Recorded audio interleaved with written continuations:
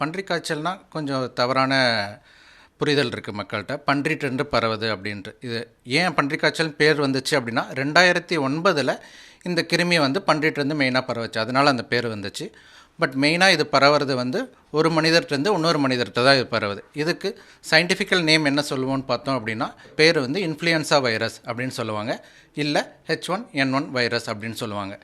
இது காமனாக என்னென்ன தொந்தரவு வரும் அப்படின்னு பார்த்தீங்க அப்படின்னா காமனாக சளி, இருமல், ஜுரம், தலைவலி, வாமிட், லூஸ் மோஷன், இதுதான் காமனாக வந்தால் வர்றது 90% மக்களுக்கு. ஒரு 10% மக்களுக்கு இந்த நோய் வந்து ரொம்ப தீவிரமாக வரலாம். அதாவது மூச்சு திணறல், நிமோனியான்னு சொல்லுவாங்க, நுரையீரல் தொற்று, இல்லைன்னா மூளை காய்ச்சல், மூளை இன்ஃபெக்ஷன், இந்தமாரி ரொம்ப தீவிரமாக ஒரு 10% மக்களுக்கு வரலாம். அதுவும் யாருக்கு இந்த தீவிரமான இன்ஃபெக்ஷன் வரும் அப்படின்னு பார்த்தோம் அப்படின்னா எதிர்ப்பு சக்தி கம்மியாக இருக்கிறவங்களுக்கு. காமனாக யாருக்கு எதிர்ப்பு சக்தி கம்மியாக இருக்கும்? வயது குறைந்தவங்க, அதாவது ஒரு 5 வயசு கம்மியாக இருக்கிற குழந்தைகளுக்கோ இல்லை வயதானவர்களுக்கு ஒரு 60 வயசுக்கு மேலே இருக்கிறவங்களுக்கோ எதிர்ப்பு சக்தி ரொம்ப கம்மியாக இருக்கும். அவங்களுக்கு இந்த ஆக்சுவலாக இதோட கரெக்ட் டெர்மினாலஜி வந்து இன்ஃப்ளூயன்ஸான்னு சொல்லுவோம். இந்த இன்ஃப்ளூயன்ஸா நோய் வந்து ரொம்ப தீவிரமாக வரும்.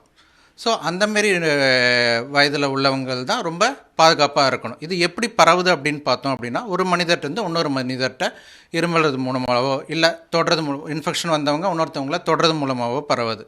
ஸோ இதை எப்படி நம்ம வராமல் பாதுகாத்துக்கலாம் அப்படின்னு பார்த்தீங்க அப்படின்னா ஒன்று, ஃபஸ்ட்டு இன்ஃபெக்ஷன் வந்துருச்சு, அதாவது ஜுரம், சளி, இருமல் இருக்குது, டெஸ்ட் பண்ணணுன்னு கூட அவசியம் இல்லை. ஜுரம், சளி, இருமல் இருக்குது அப்படின்னா இதுமாரி வயதானவர்கள் கிட்ட போகாமல் இருக்கிறது, இல்லை சின்ன குழந்தைங்கள தூக்கிறது, முத்தம் கொடுக்காமல் இருக்கிறது, அவங்க கொஞ்சம் தனிமைப்படுத்திக்கிறது. அதாவது கோவிட் டைம் ஃபாலோ பண்ண அதே தனிமைப்படுத்தல் முறை தான் நம்ம இப்போயுமே நம்ம ஃபாலோ பண்ணணும். அது போக இன்னொரு தடுப்பு முறை ரொம்ப முக்கியமானது வந்து தடுப்பூசி, வேக்சினேஷன். இது வந்து இந்த நோய் தடுக்கிறதுக்கு வேக்சினேஷன் பல காலமாக அவைலபிளாக இருக்குது. இது வேக்சினேஷன் எப்படி அப்படின்னு பார்த்தீங்க அப்படின்னா வருடம் ஒரு முறை எல்லாருமே போட்டுக்கணும். முக்கியமாக இந்த எதிர்ப்பு சக்தி கம்மியாக உள்ளவங்க, ஏஜ் 5 வயசுக்குள்ளே கம்மியாக உள்ளவங்க, இல்லை 60 வயசுக்கு மேலே உள்ளவங்க கண்டிப்பாக போட்டுக்கணும். மற்றவங்களும் போட்டுக்கிறது ரொம்ப நல்லது. அதாவது சப்போஸ் இந்த நோய் ஒரு 60% இந்த தடுப்பூசி போட்டுக்கிட்டோன்னா இந்த நோய் வராமல் தடுக்கலாம். சப்போஸ் வந்தாலும் அதோட தீவிரம் ரொம்ப கம்மியாக வரும். இதன் மூலமாக இந்த பன்றி காய்ச்சல் வராமல் நம்ம தடுக்க முடியும். இதை பற்றி ஏன் இப்போ பேசுகிறோம் அப்படின்னா இப்போ கடந்த சில மாதங்களாக இந்த நோயோட தாக்குதல் ரொம்ப ஜாஸ்தியாக இருக்குது. சென்னையிலும் சரி, ஆல் ஓவர் இந்தியாவிலும் சரி.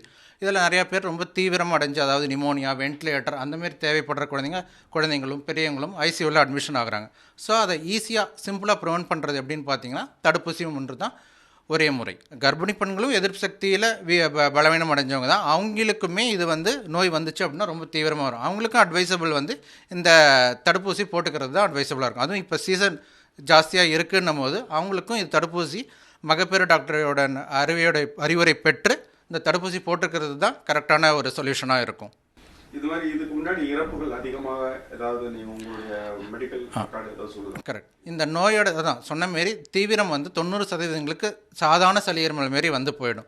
ஒரு 10% தான் தீவிரமாக வரும். அந்த 10% 5% தீவிரம் அடைஞ்சு உயிர் இறக்கிறதுக்கு கூட வாய்ப்புகள் நிறையா இருக்குது. ஸோ ஒரு சிம்பிள் சொல்யூஷன் ப்ரிவென்ட் பண்ணுறதுக்கு ஒன்று ஐசோலேஷன் சொல்லுவாங்க, அதாவது தனிமைப்படுத்திக்கிறது.